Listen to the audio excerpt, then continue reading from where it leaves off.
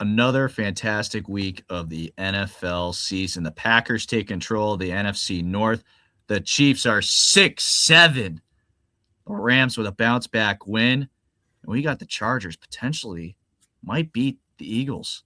This is the Fumblerooski podcast. It may not have always showed it in the stat sheet, but you can see him making throws when he needs to make the throws. Back-to-back games where he has 3 touchdowns. Someone's got to get that 6 or 7 spot. He's an elite wide receiver as a rookie. Truly a lose-lose scenario for both sides.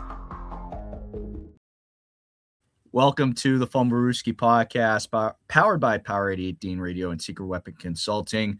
We got the whole gang here: Justin Tucker, CJ Medeiros, Adam Wright from Beneath the Control Room, and myself, Chris Costich. And the reason why that we have the whole gang here is it's the 5-year anniversary of the Fumblerooski podcast that was started by Adam Wright. I only just joined here. I've been here like 2 years out of the 3. What? Tuck's a founder too. Or Tuck, sorry. No problem. My bad.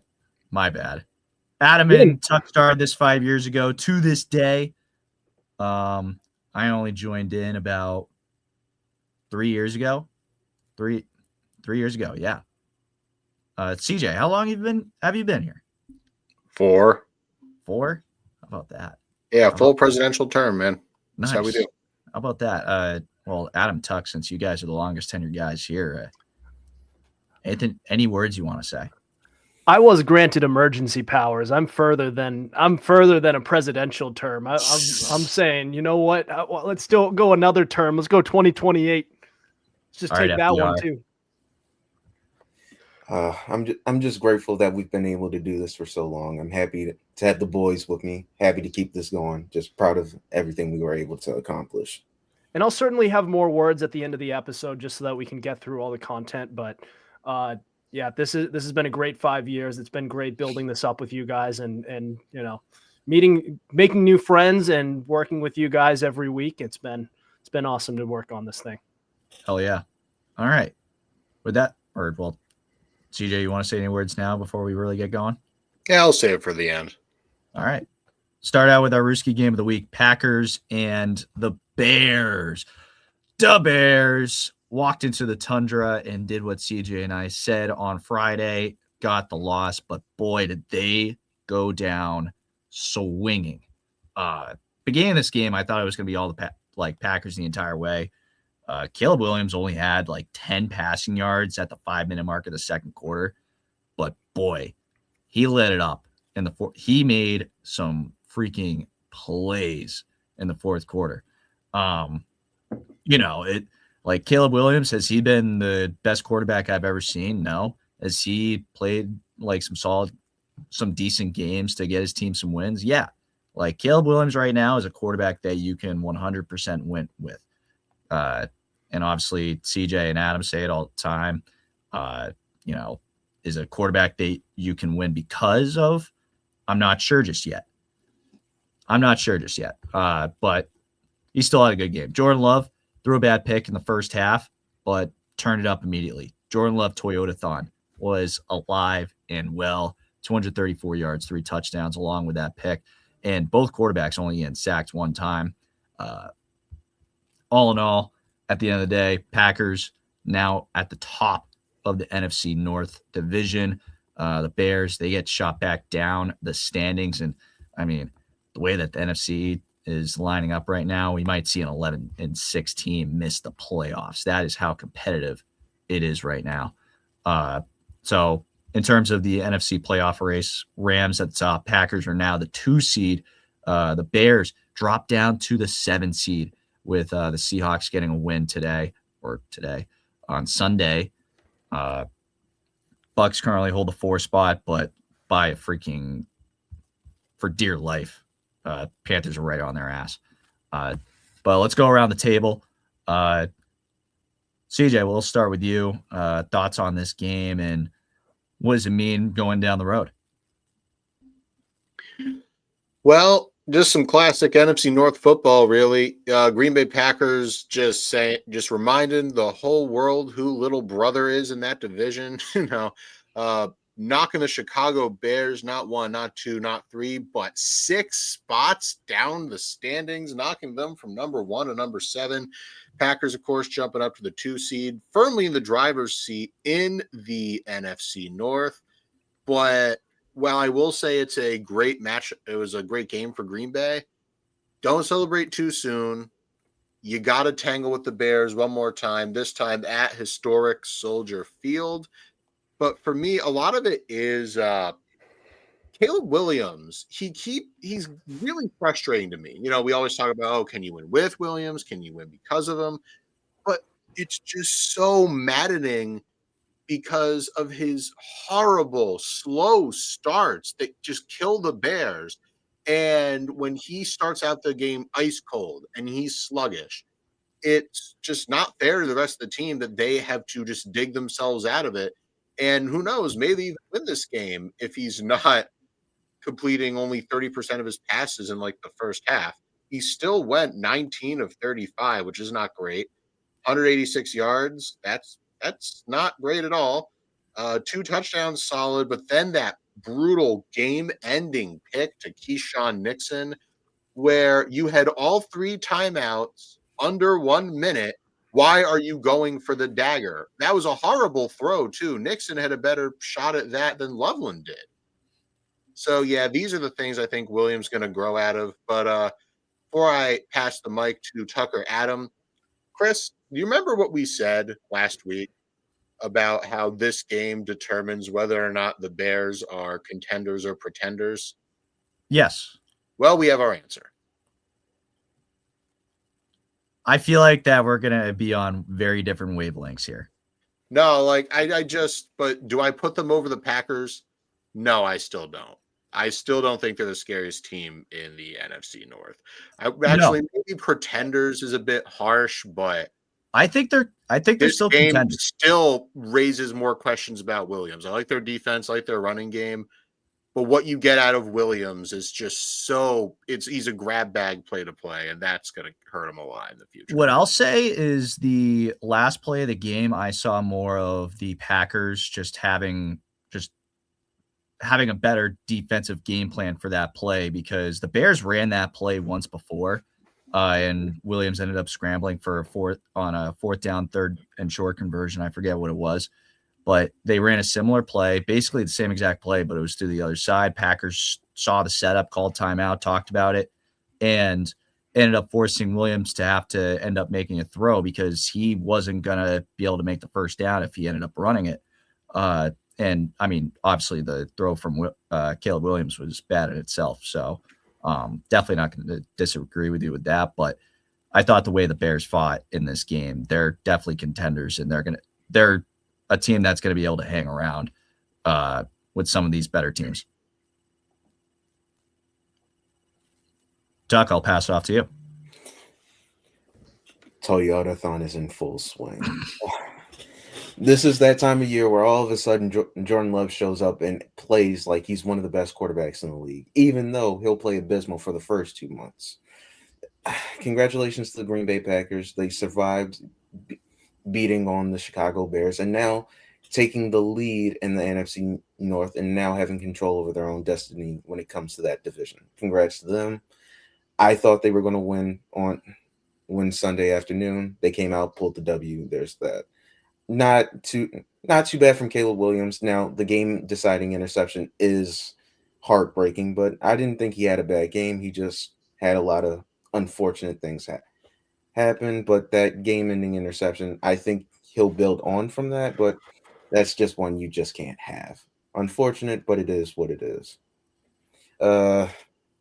Chicago, not outside looking in, but they're in the wild card spot now.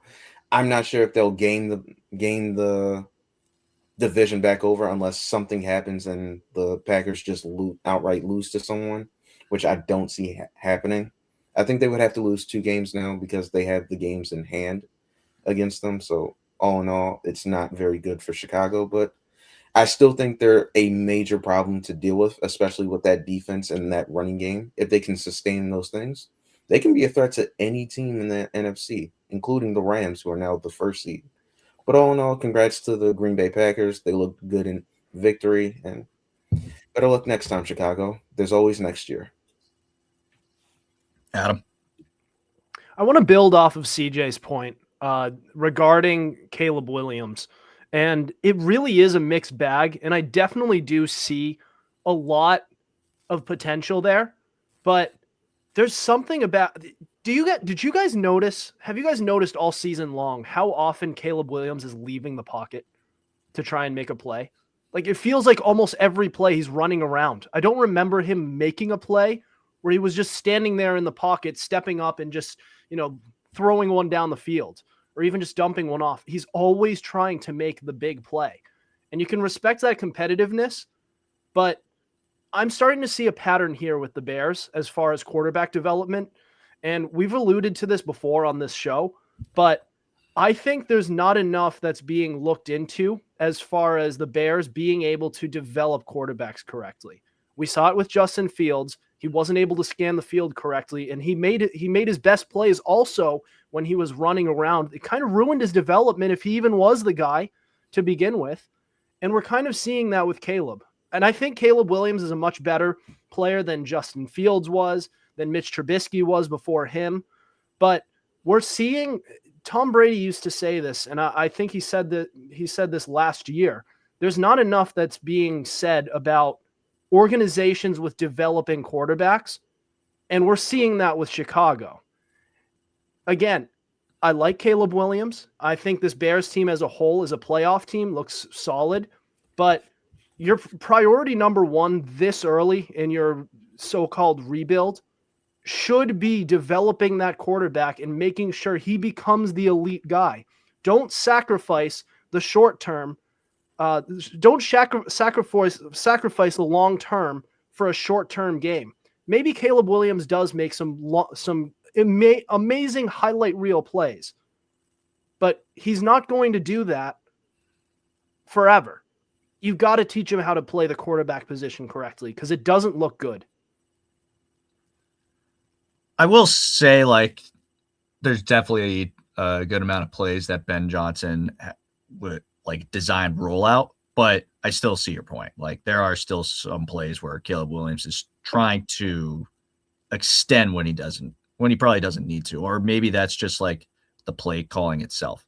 I mean, Justin Fields, you remember that one year, he held the ball for over 3.5 seconds on average that one season. And we're seeing the same thing with Caleb Williams. He holds the ball for way too long and tries to make the highlight reel play. He's taking too many hits. He's making pretty big mistakes. I just think it's not sustainable what they're doing over there in Chicago. It's understandable. And obviously with Chicago's past, it's very reasonable to have these doubts and whatnot. I think at the end of the day, we're still also year one of Ben Johnson and trying to develop Caleb Williams into into a quarterback that's the number one pick. So next year's year 3. So we will find out whether or not this kid could play probably next year. But yeah, I just don't trust Chicago. That's just one thing about quarterbacks. That's very understandable. All right. Anything else we want to get on from this game? All right. We'll take a quick break. When we come back, we'll talk about the Chiefs falling what? Am I doing it or are you doing it? I'm doing it. Okay. Chiefs are fall to 6-7.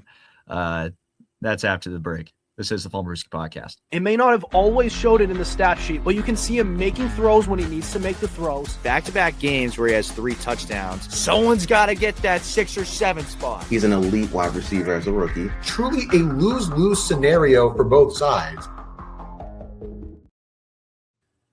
This is the Fumblerooski podcast. Justin Tucker, CJ Medeiros, Adam Wright, Chris Costich. Let's get into, before we went to the break, said Chiefs falling 6-7. That's the obviously one of the main storylines here, but make this more of an overarching topic of the AFC South, since earlier in the day, Daniel Jones tearing his Achilles in the 36-19 loss to the Jaguars. So with Which one do we want to touch on here first, gentlemen? Let's touch on the Chiefs first. Let's touch on the Chiefs. All right. Chiefs falling to 6-7, 20-10 loss on Sunday Night Football to the Texans. This was just like a defensive slugfest all around. And we kind of just saw the Chiefs more or less make mistakes and make plays that they would not make last year, and just plays in general that are not going their way. So overall, at this point, at 6-7, they are not making the playoffs. I just can't foresee them doing it at this rate. Go around the table, Adam. Start with you. There's a couple narratives to look at when it comes to this game. As far as the Chiefs losing to the Texans, they fall below 500. I believe this is the first time this late in the season under the Patrick Mahomes, Andy Reid era. And when it comes to, like, for starters, it's the question of, is the dynasty over? My answer to that would be, did Patrick Mahomes die? Because he's 30 years old and he still has a lot of football left. Maybe they need to retool, and you'll probably still have at least a couple more years of Andy Reid, but they'll be back in some point. The most intriguing one is all non-Chiefs fans and the duality as far as the way they look at Kansas City. On one hand, they'll be celebrating the end of the dynasty or saying, see, they suck. And then they'll also say, see, we don't have to play them in the playoffs. Those two things can't be true at once. On one hand, you cannot say, well, see, the Chiefs suck, they're done, and then be relieved that you don't have to see them in the postseason. One of those things has to be true. You have to pick one. And let's say you're a team like, and I'm gonna exclude Denver because Denver's in the division. You can understand from their point of view, they don't have to see them, the formidable Chiefs, twice a year. That's understandable. But if you're like New England or Buffalo, what would you rather see? Would you rather, if you're New England, host Kansas City or host Houston? You might hate me. City. You might hate me, but I'm going to choose Kansas City. I'd rather take on Kansas City. They're undermanned. There's a lot of teams that I would rather face the Kansas City Chiefs over them, and that's what I look at as far as this Chiefs team. If they really do suck and they're done, why do we care so much that we don't have to face them? Why do we care? Especially teams in the AFC playoff picture. That's what I'm seeing a lot of. A lot of people are on one hand saying this team sucks, and on another hand saying, whew, glad we don't have to face them.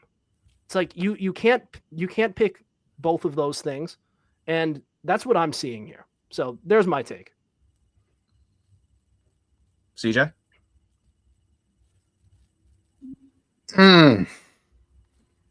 Oh my God. This was I say this whenever they lose, but this is just, once again, just a very un-Chiefs style game. I remember watching that game, sitting down and watching it. Hadn't really been keeping track of a lot of the games, only just on my phone. I was hanging out with friends the whole day.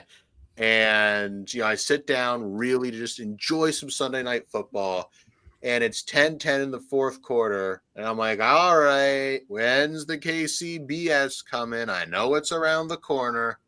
And it just never did. We always expect the Chiefs to convert these fourth downs in a blink of an eye. But dropped passes, hitting Rashee Rice right in the breadbasket just for him to drop it. Like, what? Then Travis Kelce, granted the throw was a little behind him, but he got both his hands on the ball and he just said, no, Azeez Al-Shaair, you have this. Like he was proposing to Taylor Swift. This was just bizarre. And once again, Chris, I know you talk about how the analytics say do this now. I personally say screw the analytics. But once again, we saw the great resurgence of Eagles Andy Reid, where he goes into the 2-minute warning with 0 timeout. All right. Nolo dialing up the blitz. CJ Stroud just gets out of the pocket, puts it over the linebackers, under the safety, some beautiful ball placement. Or when Houston gets into the red zone, Chiefs selling out to stop the run. Woody Marks and at one point Dare Agumbawale just saying, how about I get a touchdown anyway? So, yeah, that just was weird. Also, Mahomes, this has got to be among one of his worst games as a starter. Like what was that? Like It is his worst game as a starter. Yeah, like 30 some odd like QBR, 3 interceptions. All the Kelsey. It was 18.9. Oh, 18. I thought, I saw some in the fourth quarter. Never mind. That's my bad. But that, the Kelsey one wasn't really his fault, but the other two, those are not good looks, especially the one to start the fourth quarter where they try to take the top off the Houston defense. But I got news for you. You don't do that to the Houston defense. That's exactly why I think Adam is right in saying, I do not want to face Houston in the playoffs. I'd rather face Kansas City. That defense is terrifying. I mean, I won't put them on the same pedestal, but I have not seen a defense this formidable probably since the Legion of Boom. And as far as the Chiefs go, it's now a numbers game. You're still the 10th seed, and I'm looking at the playoff picture right now on NFL.com. Their odds are 14%. And I hear these Chiefs fans saying, don't let us in the playoffs. We're just going to run the table to get in. Well, newsflash, this is not a run the table type of team, and you still have Denver to play. But most of all, it's not enough that they run the table. And I'll end with this. It's not enough they run the table. I can't believe I'm saying this, but the Kansas City Chiefs' fate is now in the hands of other teams. You can't just win. You need other teams to lose. And honestly, might be a little early, but I'm not sure that happens. Yeah. Just the timeout. You get me riled up about the timeouts thing, man. You really do. Not like an actual riled up, but like, dude, I don't care. I know the analytics say, it's cool to do this. It's not even like I do not care for the analytics. The Lion does not care about the analytics, Chris. Well, I would. It's not even the analytics for me. It's just like, what difference does it make if, like, say, let's take last week, for example, right? They're down 7 and blanking on whoever the fuck was driving in on them, but team driving down, Chiefs are down by 7. Cowboys? Yeah, the Cowboys. Yeah. Cowboys up 7. They drive down. Andy Reid is using his timeouts. Like, what difference does it make if he holds on to those timeouts anyways? Because, like, Cowboys are just going to kick the field goal and make it a 2-score game, and you have no timeouts, and chance for recovering an onside kick are little to none. So, like, what's the difference of doing that compared to, like, after the 2-minute warning, when at that point the game really is at, like, if we were to follow that same stop leading the clock after, I don't know. That's just I'm just saying, man. Like, also the defense has got to stiffen up too. Yeah, But still, like, we can. I don't know. Once again, that's Eagles Andy Reid that did that, and now in the Big 25, we're seeing Eagles Andy Reid results. There's a correlation in my eyes, but that's just me. Also, that Chiefs defense was actually pretty good last night. Like, like, if I'm, except for like the fourth quarter, but yeah. I would have placed a lot more faith in that Kansas City defense if I was Andy Reid. They did not have a chance in that game because of the offense, which is probably what Andy Reid isn't used to nowadays. They had a chance because of their defense, and I think they should have placed a little more faith and played a little more of a conservative type of ball in order to help you win that game. I'll go a step further. If you want to look at any spot that is in the timeouts of Eagles Andy Reid, it's going for it on 4th down from your own 25. Like, yeah, that there was it is. Weird. You're Or like from your own setting 31 Houston up in prime spot. Like, what was that? Do you like not trust your defense that much? Which is Adam insane. would argue to the contrary, and Adam would be correct. Yeah, because it's a 10-10 game at that point. Like, that's all it is. Like, if you don't make that, like I said, you're setting Houston up in like amazing territory. Like, despite the fact your defense had still been playing well, I don't know, man. What are the Chiefs this season? What is this 25 season? I don't know. Tuck, give us an answer. What are the Chiefs? They could still win out, but I'm not sure if they would get in over any other team. I could see them winning out, but if I'm Denver, I'm putting the nail in the coffin. I don't want to deal with them. Just get it over with. Put them out of their misery. Uh, I don't know what's going on with Kansas City right now, but I think it's time.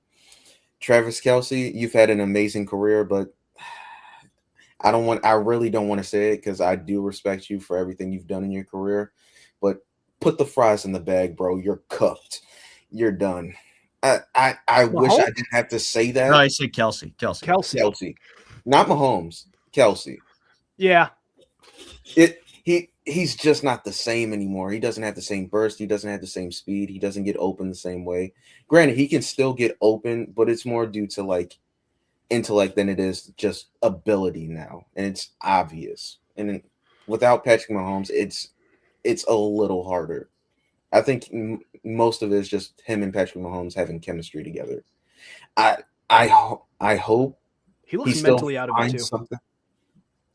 But all in all, it's time. It's just not their year this year. A lot of injuries, a lot of situations. Rice in his situation, them starting off in the hole, trying to climb themselves out of it. Denver looking as good as they do. Just all in all, it's been a bad year, both offensively. The defense has been good. However, the offense hasn't been able to be what we're used to out of the offense. So all in all, as much as I want to take enjoyment out of seeing Kansas City like lose and be missing the playoffs, it's a matter of course. I think they'll replenish next year and be better than what they are. And then we'll be like, oh, here comes Kansas City again. But it's just not their year this year. And they're not the only team. But we'll get to them.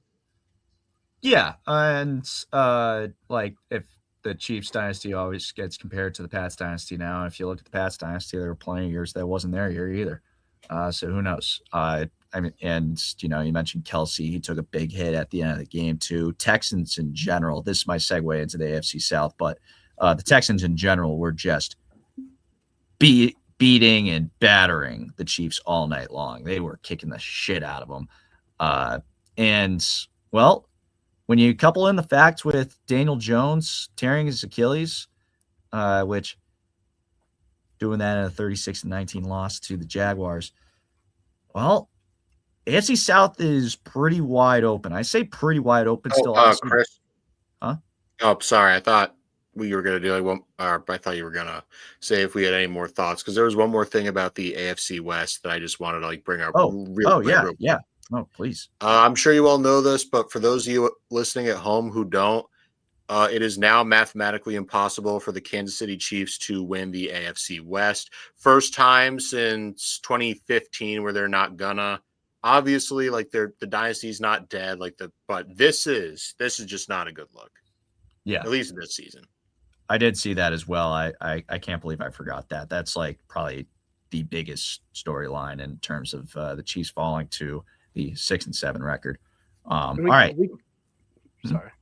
I was going to say we kind of danced around that kind of in the sense where we were implying that their season is practically over. I mean, they fell below basically 500, and I mean, we had it in the back of our heads, just no one said it. It's surreal to say though, like say it out loud. That feels weird.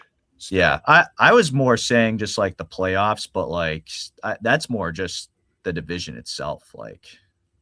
And I know we're about to move on to the AFC South, but just one more point as far as the AFC playoff picture in general.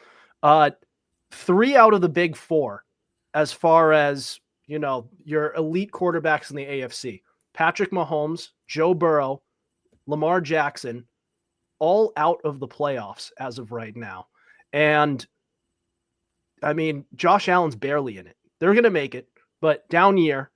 This is are we almost kind of seeing a seismic shift in the AFC playoff picture where you're kind of moving as far as, I mean, maybe they end up retooling and they're just in a little lull, but doesn't this kind of present sort of a calm before the storm where you have these really good teams who probably wouldn't be in contention in other years kind of have a mini opportunity to really, do something where they wouldn't be able to in other years? And I'm referring to Denver and Jacksonville and Houston, like how many other years would these teams in other years be championship contenders? Well, I mean, if we're going to go based off of 2017, it's once every 8 years, but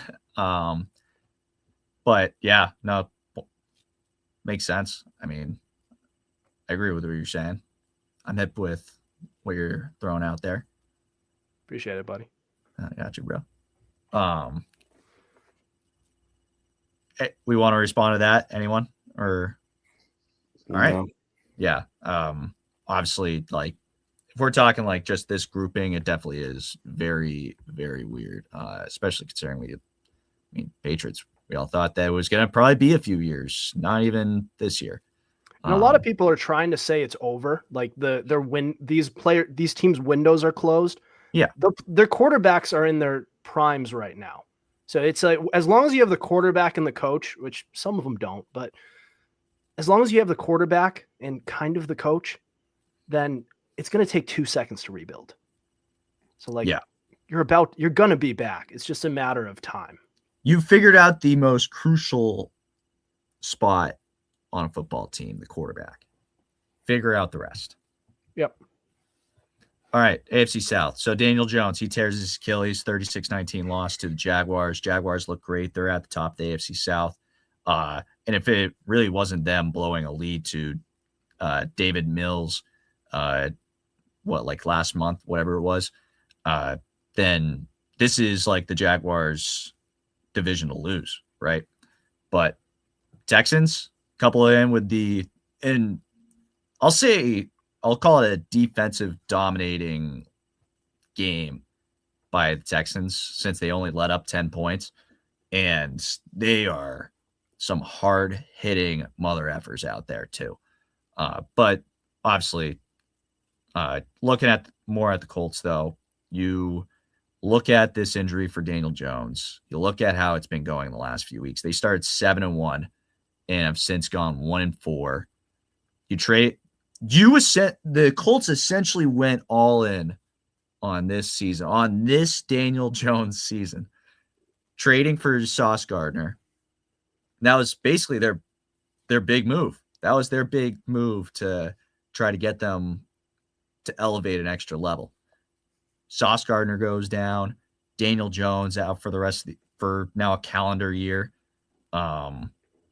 Unfortunate. And the Colts are in deep, deep trouble. They got Riley Leonard and flying into Indianapolis as of Monday, December 8th, which is the day that we're recording. Phillip Rivers flying into Indianapolis.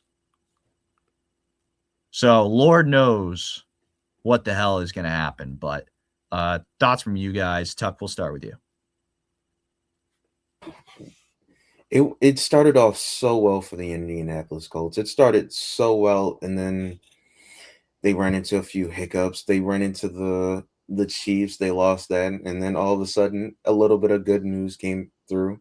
They beat Atlanta, and then all of a sudden, they have Sauce Gardner, and I'm like, oh, they're really going for it this year. This could be their one and only chance at winning the Super Bowl or winning the AFC. I thought they were going to have the division in hand. And then all of a sudden, here comes Jacksonville, and all of a sudden, here comes the Colts stumbling down. All of a sudden, Jacksonville versus the Colts, division crown on the line. Well, division crown standings on the line. They have control over their destiny. Then all of a sudden, Daniel Jones goes down, and then it just goes from bad to worse when Jacksonville puts on the gas and they just do not stop. They win handedly because they don't have good quarterback play in Indianapolis now that Daniel Jones is gone, and it's just been bad. They're still a playoff team, but man, if they don't find something at quarterback, this season might be over for them. And it's unfortunate because they started off so well.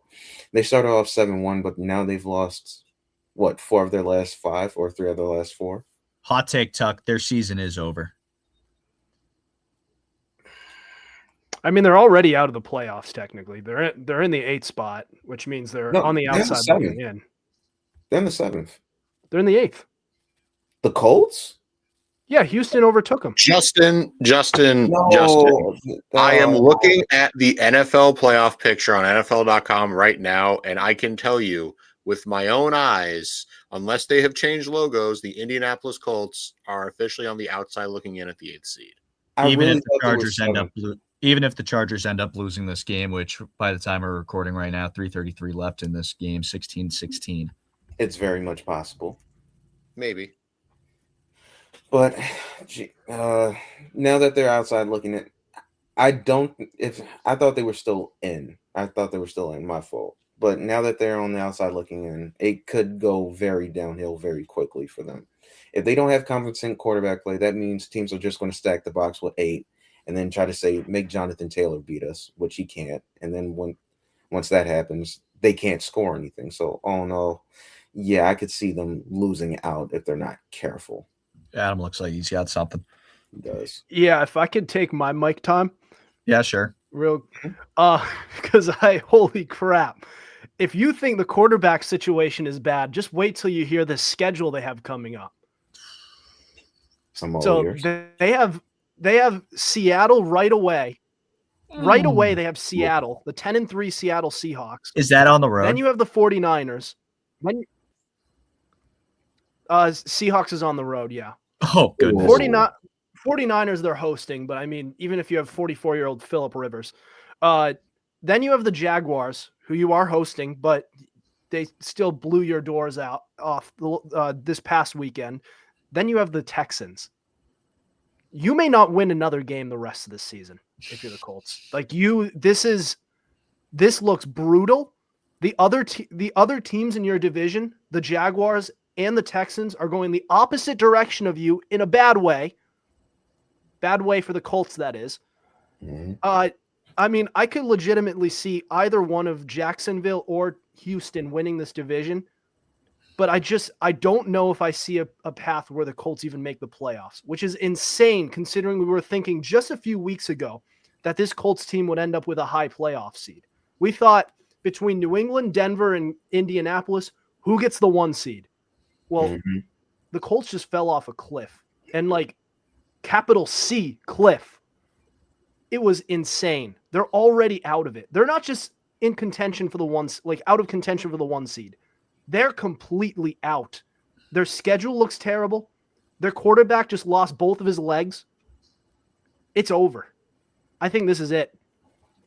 They have to make the playoffs from the standpoint of they don't have a first-round draft pick next year because of the Sauce Gardner trade. I forgot how much they gave up there. They gave up 2 first-round picks for that. They need to make the playoffs to make it seem okay. At least we made the playoffs. They can't afford to miss out. And they wanted Daniel Jones back, by the way. There were reports by, I believe it was Adam Schefter or Ian Rappaport, that they were interested in bringing him back to be their quarterback going forward. They thought he was their version of Sam Darnold. I mean, both his legs blown. And listen, I'm just using logic here. I'm no doctor, but just by logic, don't you think if you have him playing with a fractured fibula on one leg, do you not think that he might be overcompensating with the other leg to the point where it puts on extra stress? And then maybe that's where his Achilles gets blown? Do you not think that there's going to be some sort of overcompensation when you're playing on one leg? Which, I would say it depends on the leg here in question. It would. I mean, you would literally be favoring one leg. And even if he wasn't, you're still playing on a fractured fibula. You weren't going to do jack and or shit regardless. Well, I'm saying because in the case of Daniel Jones's fractured fibula, it's the way that it actually is more like a high ankle sprain compared to him not actually being able to walk, which besides the point, having to play on a high ankle sprain, it isn't very good in its own right. But I was more saying, which leg did he tear his Achilles? If anyone knows. Right, I think. Because if it is his right, then that would make sense to Adam's point of overcompensating, because the right foot would be his back foot, creating more weight, trying to push off. mean, either way, he's going to be overcompensating in some way, shape, or form. I know each leg, when it comes to playing quarterback, each leg has sort of a different use. But I mean, you need to use your front foot to step into your throw. You can't just throw on your back foot, off your back foot. You also need to sort of anchor off that back leg and kind of be able to push your weight from one side to the other. Either way, you can't play on one leg. Like you're going to be overcompensating in some way, shape, or form, right? I mean, I don't know. I mean, there have definitely been quarterbacks that have played on one leg. Well, you've played quarterbacks, so you tell me if I'm wrong. You know who played on one leg? Phil fucking Rivers. Yeah, and look at where that got him. Well, man. I mean, look at the connection. Let's tear his ACL and run in there. It's like this is how you do it. Yeah. Oh, jeez. Wait, CJ, did we get to you already or no? No. Get to you. Right leg. Right. Yeah. Yeah, it was his right leg. But anyways, regardless, it doesn't matter. You were already 1-3 in your last 4 going into this game. And honestly, I still don't think they would have won even with Daniel Jones. But it's just the warnings, like, don't get me wrong. Is the season essentially officially over now that old Danny Derps has been put out to pasture for the remainder of this year? Yes. But let's not pretend, Tuck, you can shake your head at me all you want, but let's pretend that there wasn't, What? They can't. I'm not saying it isn't. I'm saying like they can't see it like that because of the future and the present in front. Good for them. Look, I'm glad that that's happy for him. I'm happy for him. That sounds real nice. But let me explain something to you, funny man. I happen to believe that the warning signs, no, I don't believe, I know this, the warning signs were already there. The alarms were blaring well before, old Danny Derps ruptured his Achilles. That sucks. And that I really do hope he gets well. But I mean, you weren't going to, I know if Davis Mills beat you, then I don't know. You had no business beating the Texans. The Jaguars are riding the hot hand right now. And as for the Colts, once Sauce Gardner went down, that was concerning. Daniel Jones already injured, and now he's done for the year. If it wasn't already over before, it's really over now. And that just sucks for them. It really does. I'll put on the my objective hat here and tell you outright, it's just really unfortunate. They went all in on this year, and to use a poker term, they went all in, and they're leaving the table with no money. That's really what it is. And honestly, even if they re-sign Daniel Jones and he comes back after his whole fibula thing in one leg and now an Achilles thing in the other, what assurances do you have that he's going to be the same? Also, I'd like to bring up the point that this is one of the worst kind of injuries, not just an Achilles, but a late season injury. And you all know this. We've been watching football for a long time. When these injuries happen this late in a season, it's almost a slam dunk that they're going to miss the beginning part of the next year. So the Colts, dare I say they're still kind of rudderless? Like, where do you go? Like, where do you go from here? You don't have a first round pick. Daniel Jones, if he was the guy, what assurances do you have that he's still going to be? Like, there's so many question marks. Like, were they actually good? Were they actually going to do anything? Like, they were imploding before this. Just, they have so many questions, and one offseason is not enough time to answer them. I'll go a step further. Like, never mind the start of next year. He's done for the entirety of next year. Like, more likely than not, yeah. Yeah. Like, unless he pulls some weird Kobe Bryant comeback, which no. That's, I mean, you could look at literally Rodgers and Kirk Cousins, and those two quarterbacks the year after they came back from their Achilles injury were dog shit. Exactly. Absolute dog shit. All right, let's move on. We'll take a quick break. When we come back, we'll talk about the AFC North, and Tuck can be depressed. Depression. and obsession. That's a song. This is the Fumblerooski podcast. It may not have always showed it in the stat sheet, but you can see him making throws when he needs to make the throws. Back-to-back games where he has 3 touchdowns. Someone's got to get that 6 or 7 spot. He's an elite wide receiver as a rookie. Truly a lose-lose scenario for both sides. Welcome back to the Fumblerooski podcast. Let's get into the AFC North. Let's just start with, I was thinking about where we should start. Should we start with the game that didn't really matter in terms of the Bills-Bengals game, or should we start with Tuck? Start Just with Bills and Bengals. Okay, so we'll start with the game that doesn't matter. Really, all this was the Bengals breaking their 8-game winning streak with Joe Burrow as their starting quarterback. That's basically all I saw this as. Besides, like, the first half, I thought that the Bengals were going to run the freaking table. They had me in the first half, but then you had 2 deflected interceptions. Bills take them back, or take one back to the house. They later convert on the second one. And all in all, Josh Allen did his thing. They got 39. They outscored the Bengals offense. That's really all they did. And yeah, all right. Adam, let's start with you. Yeah, so in the aggregate, Joe Burrow blew this game. It's just plain and simple. They had the game, and he threw a pick 6 to blow the lead. They had a very good chance to score more points and step on the Bills' throats and really take control of this game late.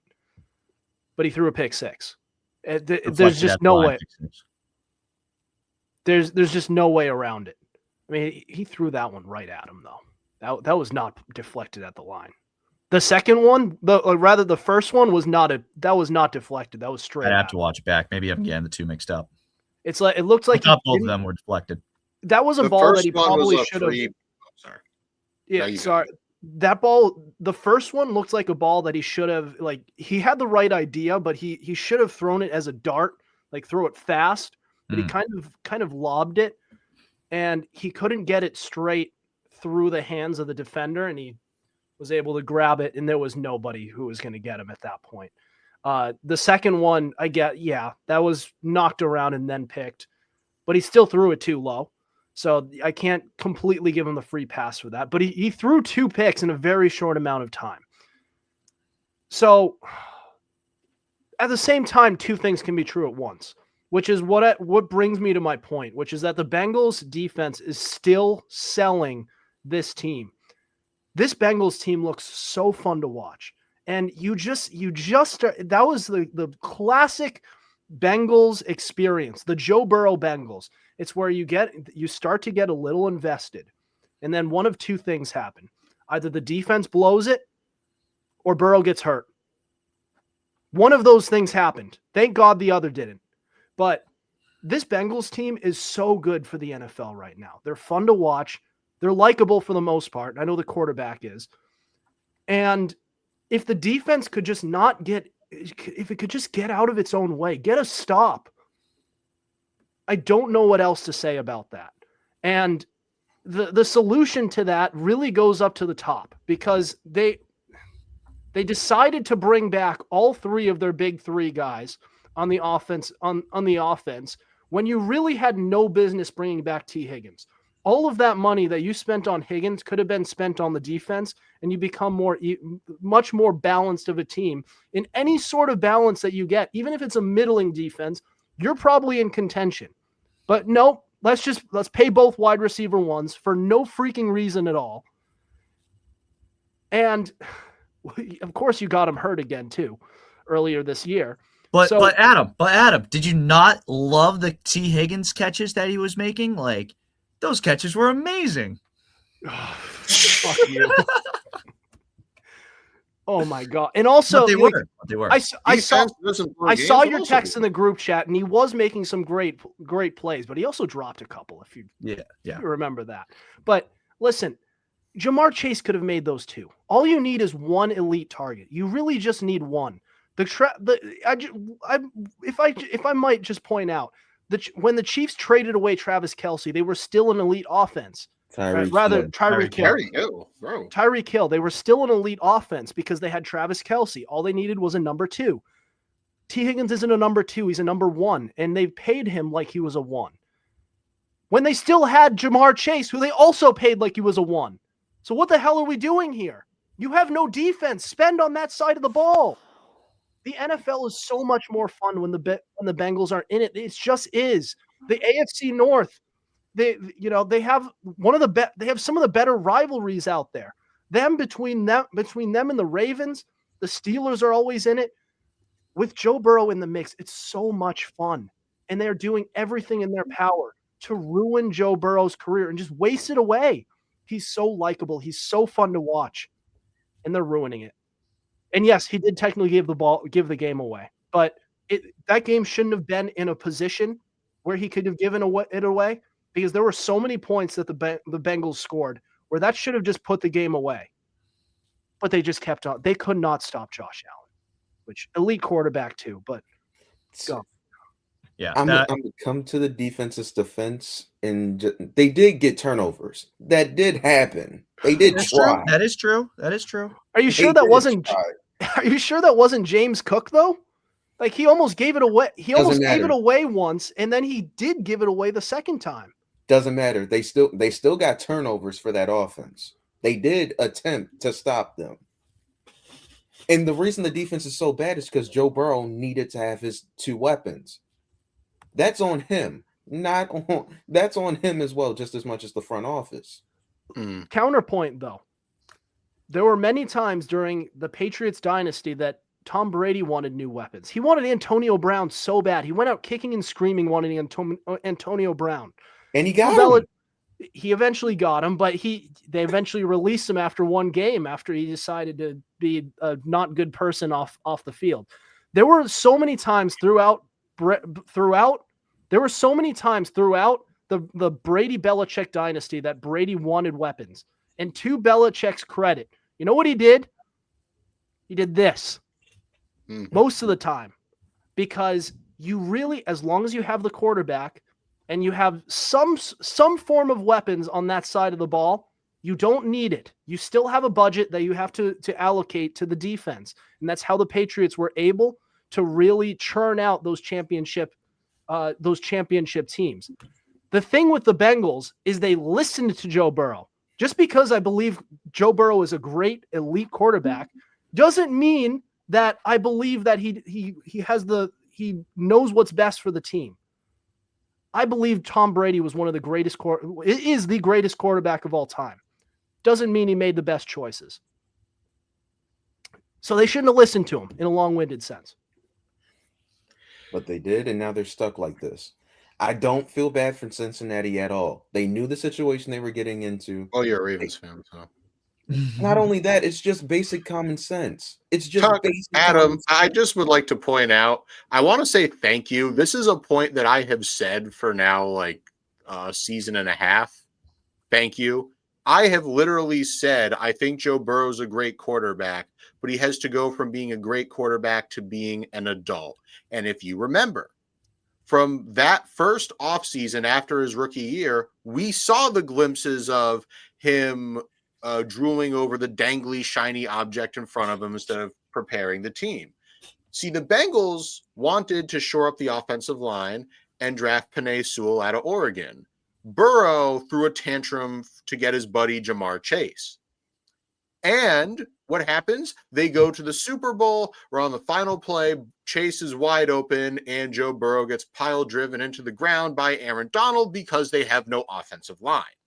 Burrow did it again when he wants Chase to be paid and with T. Higgins, where now you have no defense. And also, Adam, you are correct when you say it's up to the team, even if Joe Burrow was publicly emasculating them, to say, for the love of God, do you not value offensive line or defense? Well, we know the answer to that. The answer to that's apparently no. But yeah, as far as the game goes, this was winnable. Josh Allen's very good quarterback. But hey, once again, who needs defense when you're Joe Burrow, I guess, is probably what Joe Burrow says. But yeah, once again, I've said it before, and I'm glad that we're all on the same page now. Maybe Chris is, and I'd like to think he is. He hasn't said his piece yet. But literally, what we are seeing is the culmination of all of Joe Burrow's desires. He's publicly pounding the table to get his buddies paid. He prioritizes flash over substance. He wanted them to draft Chase instead of, shoring up the offensive line that got you hurt your rookie year. And at this point, no, I don't feel bad. Is the league more fun when the Bengals are good? Yes. But at this point, you reap what you sow. And be it Zach Taylor or the GM whose name escapes me, someone there in the coaching staff of the front office has to grow some balls and save Burrow from himself. I still feel bad for Burrow. He doesn't know what he's doing. I see both sides. Sodium. Like, I will always be an advocate for players trying to get the bag for themselves and whatnot, but I also am in the same boat as you guys. Like, in this being the case, like, you also shoot yourself in the, grab the bag, make as much fucking money as possible, but also know that you're going to be hindering your chances.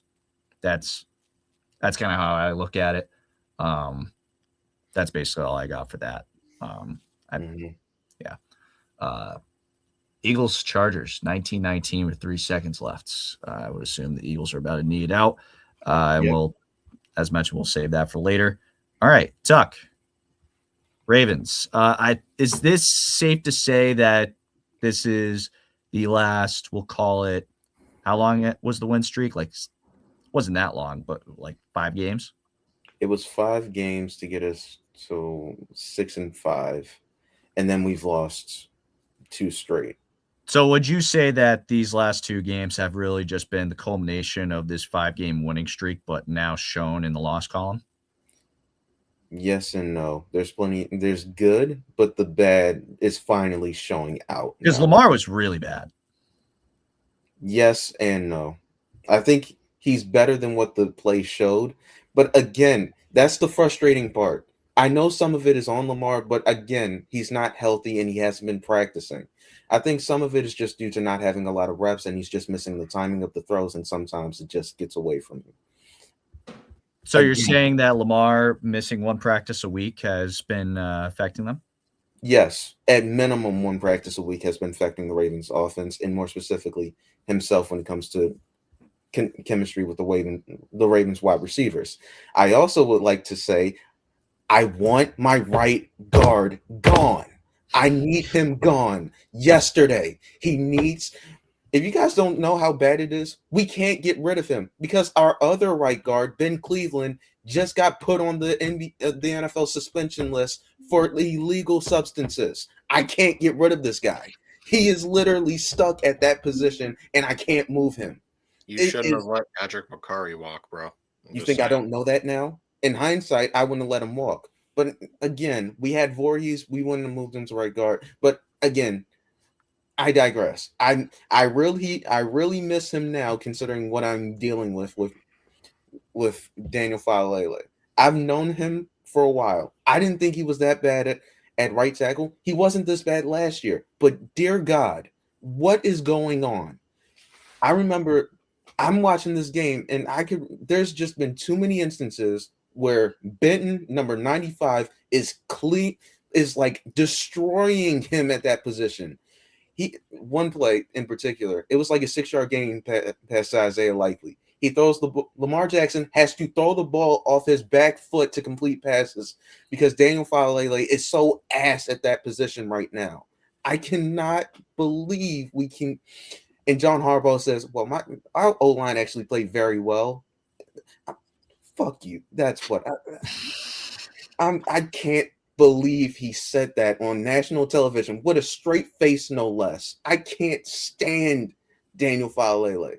Angie Voorhees, I can only do but so much with him. He's average. Daniel Faalele, I need him gone because he'll get Lamar Jackson injured, out of the game, gone. If only Lamar Jackson could have some, stability with his line, I think he could get healthier. Unfortunately, that'll never happen with my right guard, which means his play will continue to suffer and will be in this perpetual motion of He'll make some plays here, but he'll miss some plays there. It's like 50-50 with him. Like he'll make a spectacular play, and then when another play tends to happen, he might overthrow Zay Flowers. He might underthrow Derrick Henry, things of that nature. And it's just so damn annoying watching this offense play because you know what they're capable of doing. They're just not doing it right now. The Steelers were not that good yesterday. We made them look like world beaters, but they were not that good yesterday. But it just pisses me off just watching the Ravens because you know how good they can be, but they're playing like ass. And I just wish they were just so bad that I didn't care, but they're not that bad. But no, I have to care because they are good enough to win the rest of these games. But I know, like they'll get me close enough to wanting to be invested, but then they'll lose it in the end, and that'll make me annoyed. I know we had bad calls yesterday. I know the refs weren't particularly good yesterday, considering I don't even know what a catch is in the NFL is anymore. Can any of you tell me what a catch is in the NFL? I'm being legit honest because I'm concerned what this is. I thought Isaiah Likely had a touchdown. Apparently not. I don't know what a catch is. But overall, the Ravens deserve the loss that we had yesterday. We deserve to get beat by the Steelers. If we somehow win out, we can still win the division. I have no hope. I'm in misery. I didn't fix the little prompt that says Ravens fan. I'm depressed. I'm miserable. I can't stand watching my team right now, but I'll continue to watch. I'll continue to be disappointed. I'll continue to be in misery. But all in all, it's just damn. And then we got to face Cincinnati, who just kicked our ass on Thanksgiving. All right, one word, Tuck. Do the Ravens win the division? Yes or no? They would do something like win the division too. CJ. That's a bad they thing. do. Let's pass it off to you. Go. Thoughts? I mean, taking everything that Tuck just said, and I'll let you respond to it. Well, first, Tuck, I want to say I changed your little tagline there. You're welcome. I see it. Thank you. Yeah, of course. Anytime. Friends help each other. So, as for me, I was watching this game of Buffalo Wild Wings with some of my friends, and wouldn't you know it? Oh, hey, it's just me. Hi, me.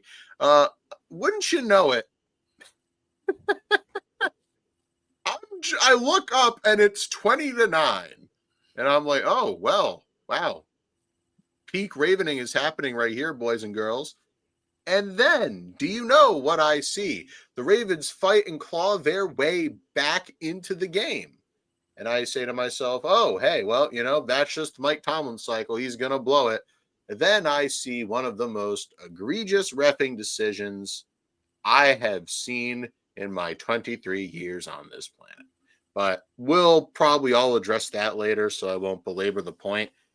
But Ravens fans, Ravens media, Ravens front office personnel, can we fire John Harbaugh, please and thank you? I mean, I'm not even a Ravens fan. And I'll pound the table for this hack to get, chucked right into the Chesapeake. Because let me tell you something, my fellow Americans. I'm so tired of this guy, and like Tuck said, going out there saying, oh, it was a good game. Offensive line played well, just didn't go how we want. He's rearranging deck chairs on the Titanic. That is how bad this is. That is how bad this is looking.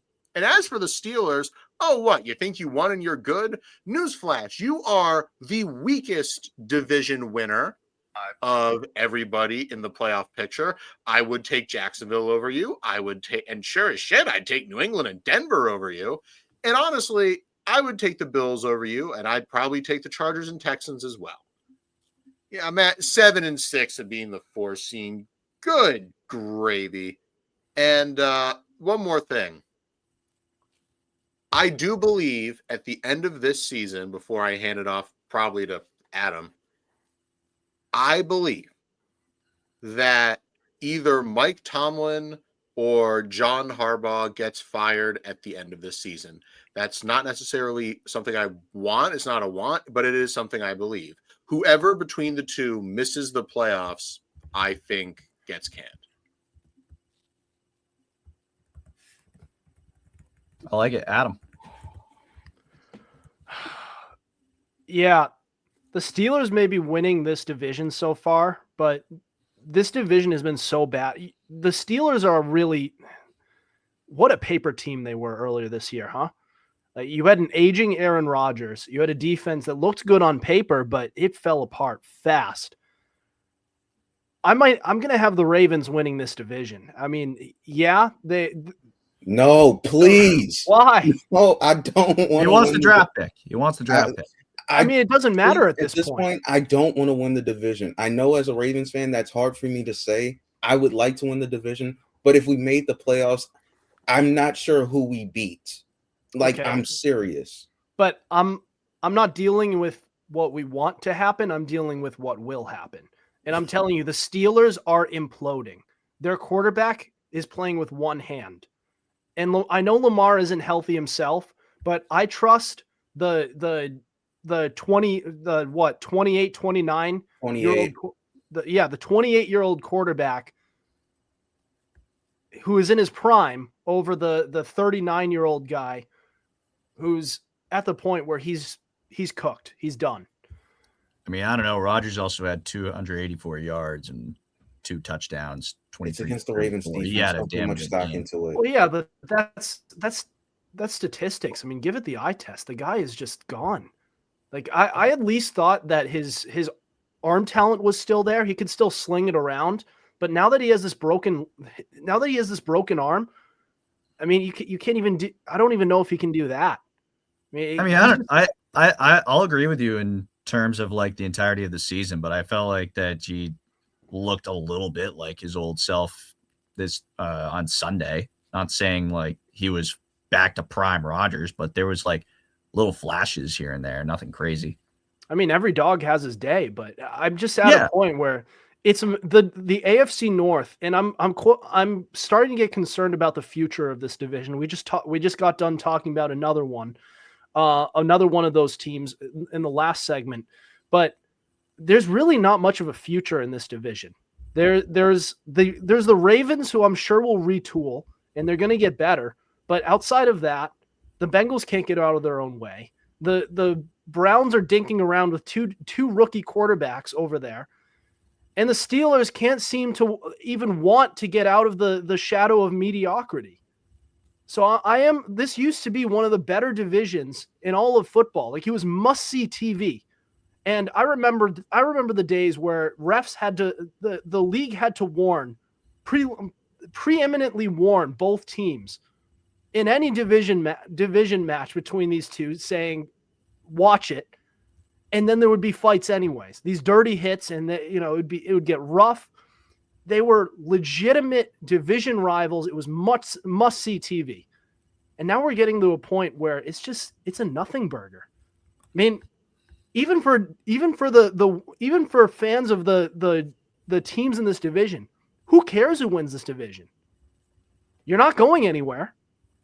And things are probably going to get worse for you before they get better, and you're able to retool and get back to championship contention. It really is. It's getting sad the way that this division has fallen off in recent years. I can definitely concur with that. That's for sure. AFC North has been slowly a dumpster fire.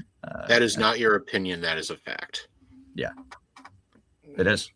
Anything else that we want to touch on from this game? Adam and CJ, yes or no question, will the Ravens win the division? Yeah, Ravens are taking it. All right, CJ?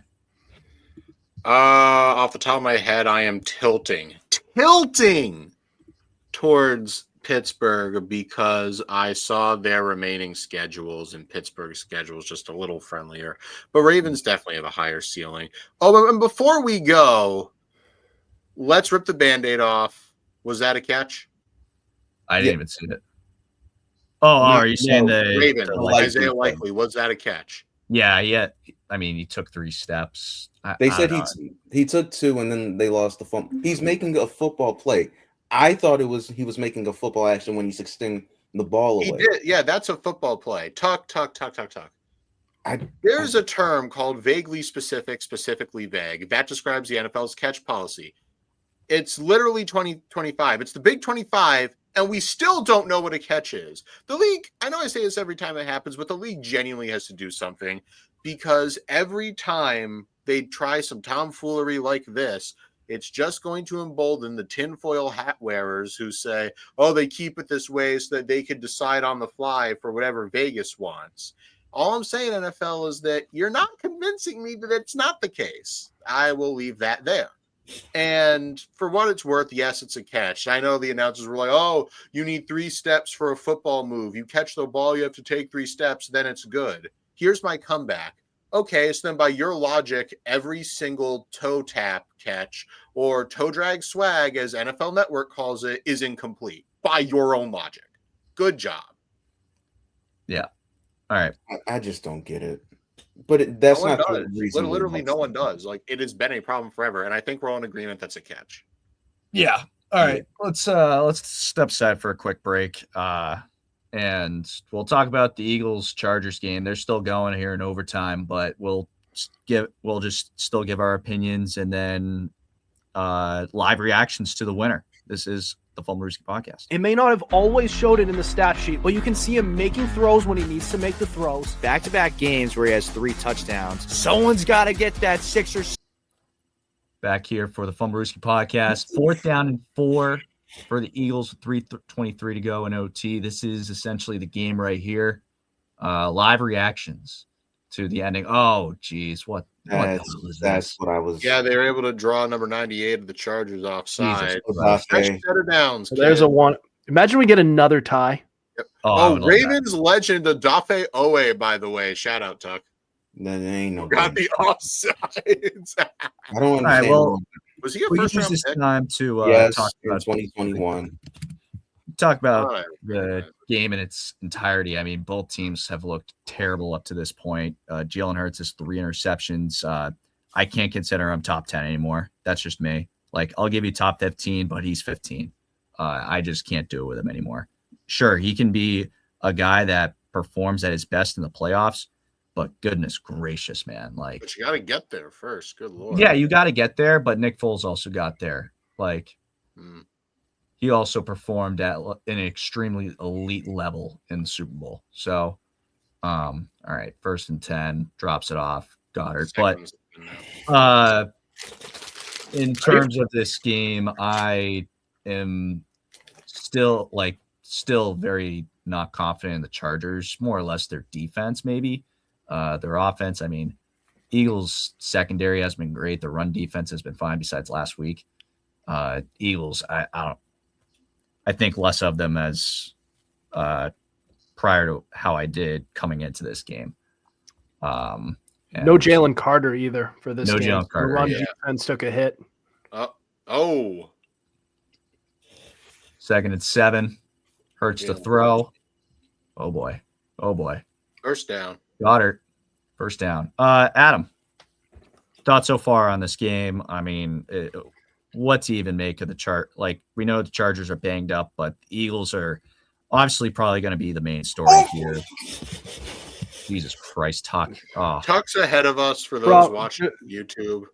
Probably the biggest nothing burger. Now I need to. There it is. Why would he do that? Number 4. That is game the Chargers win. 22-19. Oh my God. He's not top 20. Top 20. Tipped pass that He's went top right 20. in He's the number Chargers' 20. leg. 4 He's interception fighting game. for 20. That's 4 interception game. 4 Are you kidding interceptions, me? 5 turnovers. Didn't he Okay. only have 2 Cannot convince me. interceptions Guys. coming into the game? Guys, people are Oh. listening to us here. Okay, Unbelievable. so They wanted listen, a live as- reaction. We're giving it to them. Oh my God.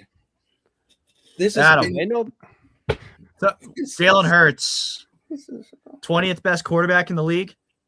I mean, bro, you went from top 10 to top 20 in one night. Yeah, Bro is like, yeah, this is it. Why would listen. you even try that? I can't do it with him anymore. I can't. Jalen Hurts is having a really bad year. This is one of his worst years that he has had to date. But I think here's my problem with Jalen Hurts. Now that we're on him, It's that people go to such extremes year to year on Jalen Hurts. At one point, he's a really good quarterback. This offense is elite. You know, they're beating Patrick Mahomes and the Chiefs in the Super Bowl. They're winning a championship. The year before that, they're saying, yeah, he ain't that good. He's only winning because of the tush push and that elite offensive line and the team around him. They won 11-6. The year before that, they went to a Super Bowl. Holy crap, this kid is elite. And now we're right back. We go to extremes. Can we find some sort of medium here? I understand he's had offensive coordinators in as many years as he's played, but we need to let calmer heads prevail here. Because, listen, I hate to be the Jalen Hurts defender here, but the kid's been pretty damn good throughout his career. And in the aggregate, he has been very good. He's had some highs and lows, but I think he's going to be back eventually. This is, again, just like we have mentioned about Patrick Mahomes, about Josh Allen, about Joe Burrow, Lamar Jackson, they're all having down years. But we all collectively agree that eventually, some way, somehow, things are going to get better. Why can't we say that about Jalen Hurts? Because he's still been a good quarterback. He won you a Super Bowl. Not just anyone can win Super Bowls, let alone against one of the greatest quarterbacks of all time. And also, 2 years prior to that, also danced with Patrick Mahomes and only lose in a one-score game, a game where you could argue they probably should have won. And he almost single-handedly helped them win that game. He has a 7-1 touchdown to interception ratio in Super Bowls? That doesn't just happen. Let alone against the Chiefs. Like the baddest bully on the block you danced with. And we're just forgetting that all of a sudden. And we forgot it the year before. We forgot it the year prior when it, went right after he went to his first Super Bowl. I'm just saying he's still a winner. And I don't know how he goes to these extremes. Because I don't know how you could, they had such a great offense. And now it just looks so stagnant.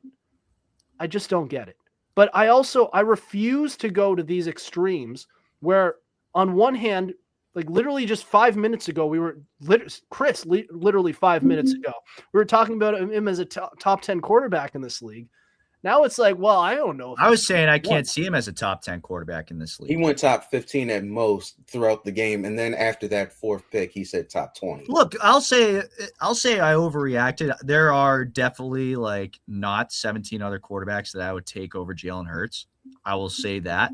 But in terms of I think two things can be true at once. But when you look at Jalen Hurts, the extremes through the regular season are so insane. But give him credit. He shows up when it matters most in the Super Bowl and playoffs. But Nick Foles did the same exact thing. He wasn't great during the regular season, but he's a Super Bowl MVP in his own right. So it's not discrediting your point, but I just can't put him in that it's hard for me to really put him into that fact, I guess. But it's then it's so hard because now you guys are trying to talk me back into putting him back into the top 10 all of a sudden. So for those reasons, obviously. I'm just if you're Philly, how do you get off the roller coaster? Because how do you go from going to a Super Bowl and nearly winning to being one and done in the playoffs after going 11-0 to start the season? 9-0, 10-0, something like that. I think it was 9-0. 9-0 to start the season, finish 11-6, one and done by a lesser team. Then you go, you barnstorm your way through the very next season in 2024, and you blow the doors off of the same team you lost to 2 years prior, and now you're back to where you were in 2023, where you just you're winning games, but you don't look good, and you're looking worse as the season goes on. Just something. How do you get off the roller coaster? I understand that you have these such great offenses to the point where you lose your offensive coordinators, but how do you keep them? What do we do? Can you find somebody, a replacement who's, competent? How do we fix this? if you're the Eagles, and it may be too late because you're going to have a lot of star talent that's going to ask to be out of here. Everyone's starting to age. Everyone's going to start asking for more money or get frustrated. They're not getting the ball too much. No names. And they're all going to leave. You're going to lose some players. It may be too late, but I don't know. How do you figure this out? Because we're at a point where the lows are way too low, and weirdly enough, the highs are too high because you're losing your superstar coordinators. I don't get it. Yeah, That's just the part of the league. If you play at a high level, people are going to want their coordinators as head coaches. That's just the way it goes. Unfortunate as it is, Jalen Hurts just so happens to be the victim of it repeatedly because his two coordinators went to Super Bowls. But it shouldn't go to such extremes, though. Like, I don't know. Like, how do you fail to replace your last coordinator with a good one after you just had a good one, and then you do replace him with the bad one with the good one? You lose the bad one, or rather, you lose the good one, and then you get a bad one again. What do you want them to do? The only thing that's literally not even a Jalen Hurts or anything. That's just how it's been. That is literally just how it's been. Chris invoked Nick Foles. I could take you back to that Super Bowl. Doug Peterson lost Frank Reich as OC, and they were not the same next year. Even when they had Carson Wentz, who was coming off an MVP caliber year, he did not look the same. Nick Foles didn't even look the same come the playoffs, and the Saints ended up taking him behind the barn and putting one in the back of their head in the playoffs. And that's just what keeps happening. It sucks, but I'm just going to say it. Sirianni, Hurts, they're just coordinator dependent. And I say this every offseason. Coordinators are such an underrated part of the game. People do not give them their flowers. The great ones get their flowers, but it just sucks for Hurts that he's got a new one every year. And I remember I was going back and forth with a buddy of mine, obviously not on the show, where I said, they got to get rid of Kevin Patullo. And somebody said, oh, well, that's not fair to Jalen Hurts. He has a new OC every year. Well, I don't think that's an excuse to get rid of Patullo. He's just bad. You don't want to keep someone who has Jalen Hurts, Saquon Barkley, A.J. Brown, Devontae Smith, Dallas Goedert, and a good offensive line and reduce them into whatever this Frankenstein's monster of names stapled together is, because that's what that offense is under Kevin Patullo. And you know what the worst part is? Just based on my gut, and I could be wrong, I've been wrong before, I don't think they're going to fire him. I genuinely don't think they're going to fire him because Nick Sirianni at his core is petulant and he's stubborn. Because if he fires Patullo, who, by the way, like I said, is his buddy, and it's as close to an NFL nepotism hire as you get, like they are friends off the field. If he does that, then he thinks, oh, well, I've capitulated to the fans. The fans think they run things. I'm just going to keep Patullo out of spite because that's what's going to fuel him. It's going to be spite. And the only loser is going to be Jalen Hurts. And don't be shocked when a certain player, once again, no names, says, yeah, I don't want to be here anymore.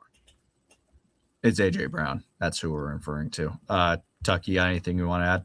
Chris really understands no names. Unfortunate. This is just a bad game. I still think Jalen Hurts, for the most part, is still a top 10 quarterback. He just had a very, very, very bad game all around. Just the Eagles had a bad game all around. Just very unfortunate. I think they'll bounce back because they have an easier schedule coming up. But this was really bad offensively. I'm not sure they can fix it, but we'll see. Yeah, I'm not even going to. One more thing. Jalen Hurts is the first quarterback with 4 interceptions since Michael Vick in 2012. Another Eagles quarterback. Yeah. 4 interceptions a game. It's a Philly thing. Also, didn't he only have like 2 coming into this game? I'm going to say that was probably 19 to 2 interceptions. He leaves with 6. Yeah, so he tripled his interceptions in a game. God, wow. And I would lost the fumble. did you say the first Eagles quarterback to do that? Yeah, first Eagles quarterback to do that since Michael Vick in 2012. Nice. How about that? With that, the Eagles now drop down to the third, or did pretty much stay in. They stayed. Yeah, they stay.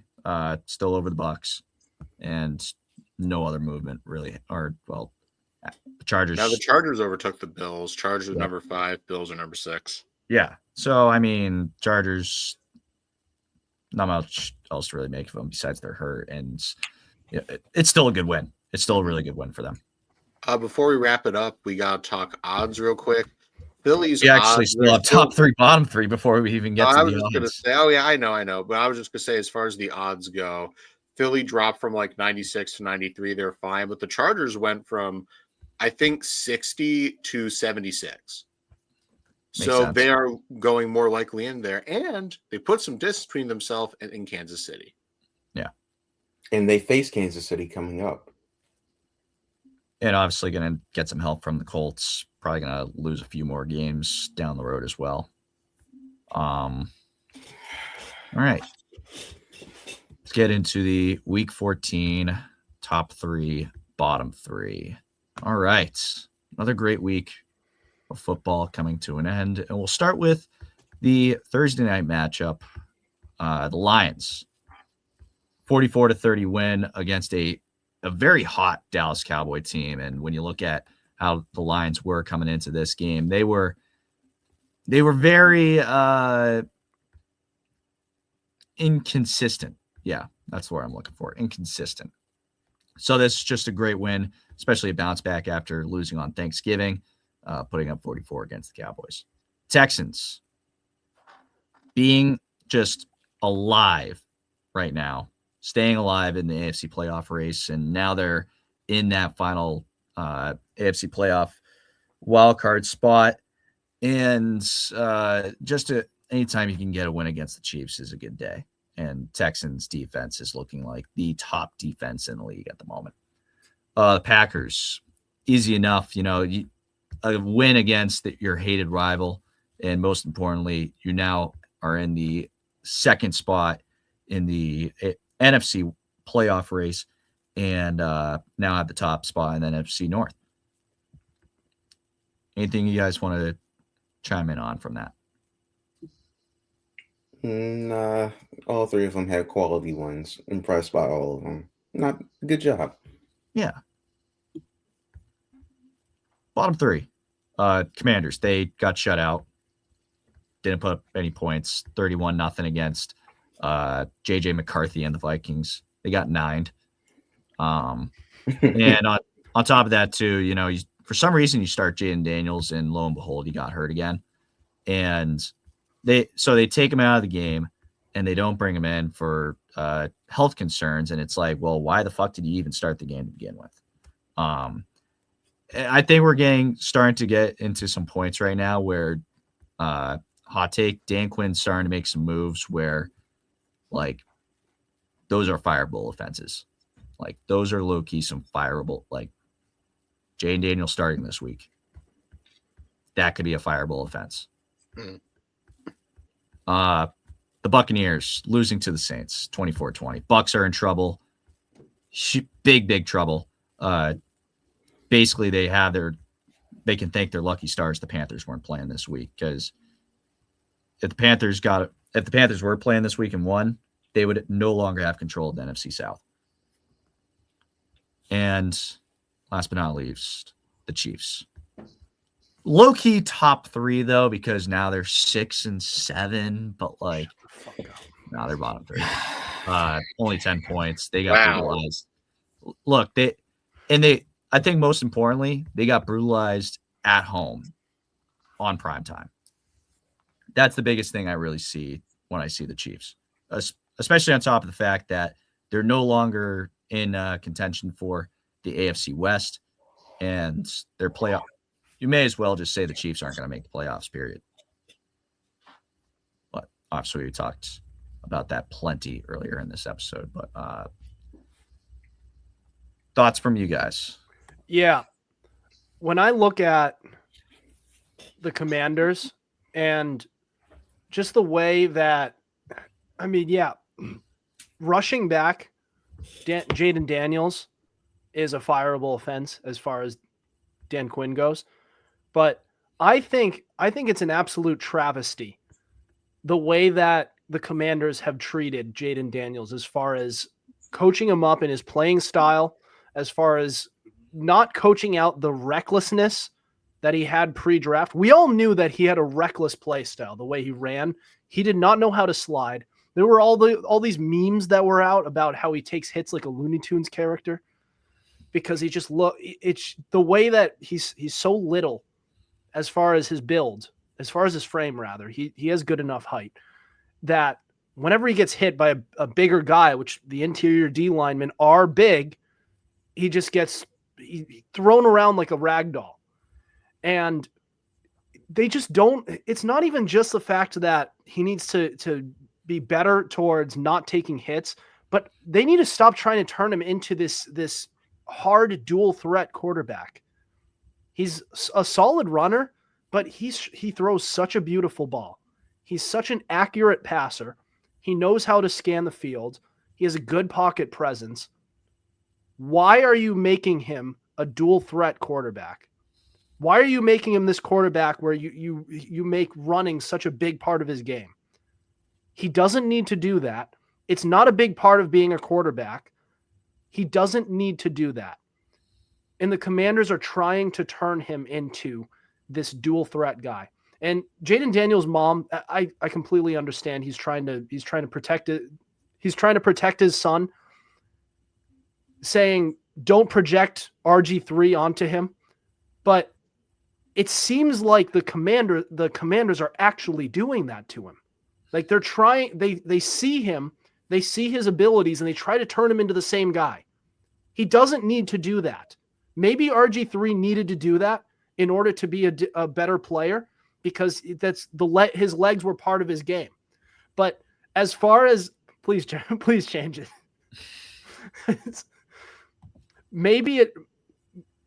I'm just not used to it. It's interesting. Okay. I was playing around with it earlier. Because I'm looking at myself as I'm doing this thing. Listen, that was a big part of RG3's game because he needed it. Jaden Daniels throws such a good ball and he's such a good quarterback that he doesn't need it. He doesn't need to rely on his speed, on his elusiveness, on his athleticism. That's all good. But the Commander's trying to turn it into such a big part of his game. I mean, it's ruining him. That's a big issue. Yeah. No, I agree. And like, it's not even that I think Dan Quinn's going to get fired. He's not getting fired. Like this, you look at Washington, this is the season from hell. And that basis alone, along with Washington making the NFC Championship last year, like I don't see Dan Quinn getting fired. Should definitely get another year.